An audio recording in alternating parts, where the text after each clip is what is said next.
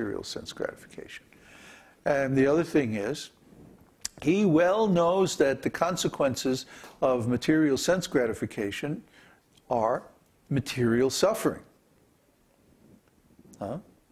Why would you do something if you know that in the future you're going to suffer for it? Huh? This is not very intelligent. If you know that, you know, if you hit yourself over the head with a hammer, you're going to suffer. So you don't do that. Huh?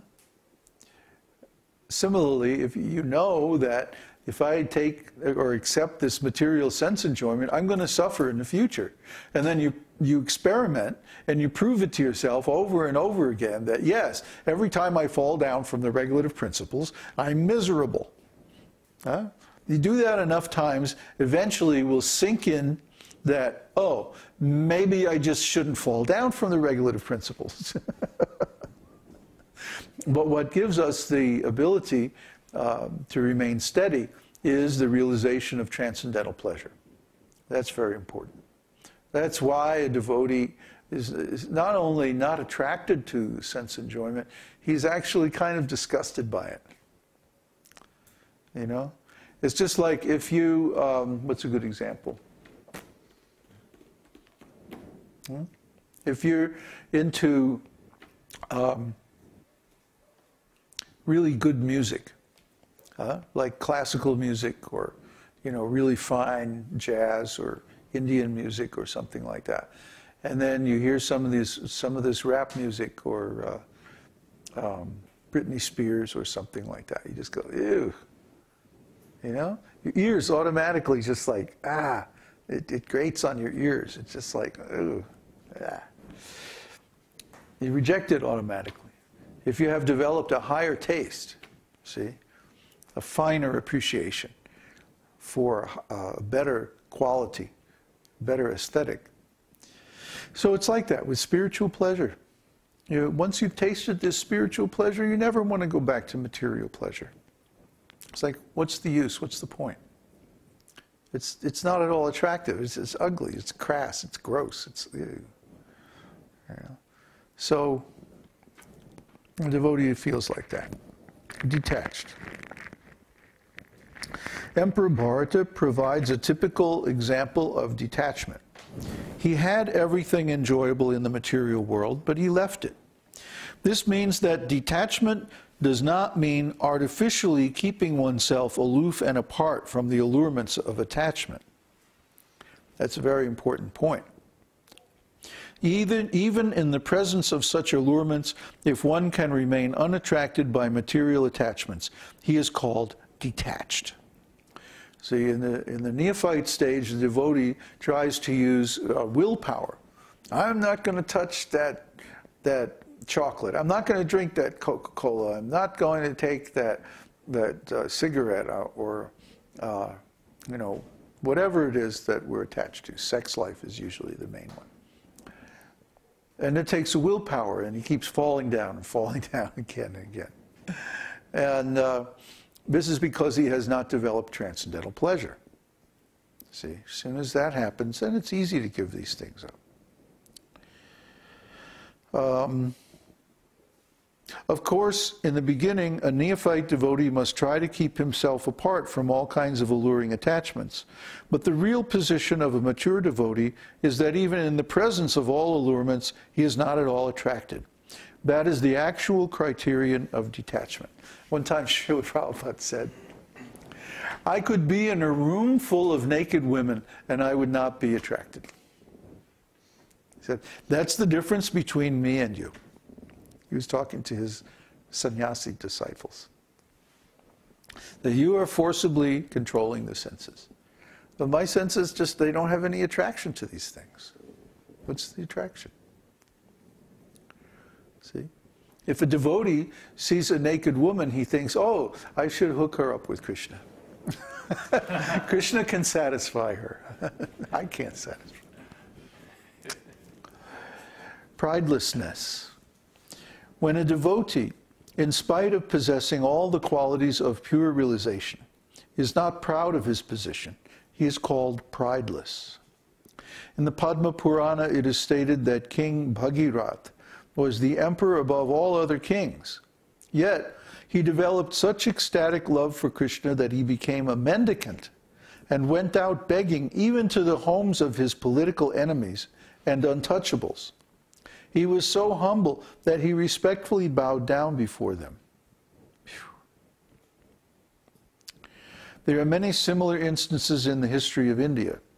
Even very recently, about 200 years ago or less, one big landlord known as Lal Babu, a Calcutta landholder, became a Vaishnava and lived in Vrindavan. He was also begging from door to door, even at the homes of his political enemies. Begging involves being ready to be insulted by persons to whose home one has come. That is natural, but one has to tolerate such insults for the sake of Kṛṣṇa. The devotees of Kṛṣṇa can accept any position in the service of Kṛṣṇa. So we're not attached to the position, we're not attached to honor, prestige. These are all subtle traps, subtle sense gratification. Gross sense gratification, it means like sense enjoyment. But subtle sense gratification means gratification of mind, intelligence, and false ego. So just like we should not view the gross sense gratification as desirable, we also should not be attached to the subtle sense gratification. These are collectively called pratishta. Pratishta means like honor, respect, position, exalted designations, and titles, and stuff like that. We shouldn't care for that. These are just names. And they'll go away, just like everything else that's material. You know? Don't be attached to having people offer you respect. Don't be attached to some position in the material world, or even some spiritual position. Don't be attached.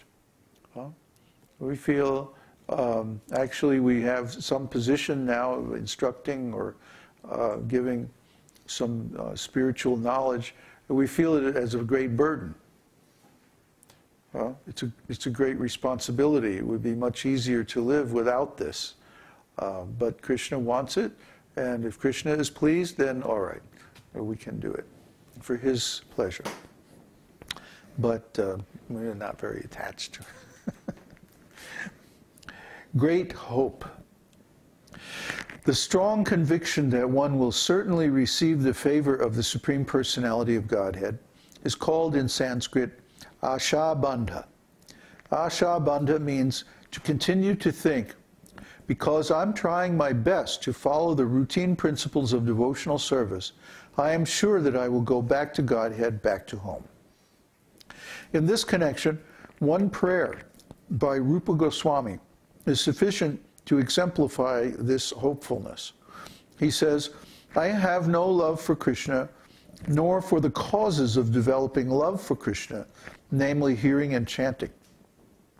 And the process of bhakti yoga, by which one is always thinking of Kṛṣṇa and fixing his lotus feet in the heart, is also lacking in me. As far as philosophical knowledge or pious works are concerned, I don't see any opportunity for me to execute such activities. But above all, I am not even born of a nice family. Therefore, I must simply pray to you, Gopijana Vallabha, Kṛṣṇa, the maintainer and beloved of the gopis. I simply wish and hope that some way or other I may be able to approach your lotus feet, and this hope is giving me pain, because I think myself quite incompetent to approach that transcendental goal of life. The purport is that under this heading of ashabandha, one should continue to hope against hope that some way or other he will be able to approach the lotus feet of the Supreme Lord. Now, do you think this is exaggeration? Do you think this is hyperbole? Do you think this is just a pose by Rūpa Gosvāmī? No. He really felt like that. Great devotees really feel like that. because we know very well that we can't do anything. Kṛṣṇa has to do everything, especially when it comes to liberation or spiritual advancement or developing Kṛṣṇa consciousness. We can't do anything. We're helpless. We have no ability to advance in spiritual life by our own efforts. Just like when people look for a guru, they think, oh, I am searching for a guru, and when I find my guru, I will accept it. No. You cannot search for a guru, you cannot recognize a guru, you cannot find a guru, you cannot take a guru. This is all beyond our capability. Only Kṛṣṇa can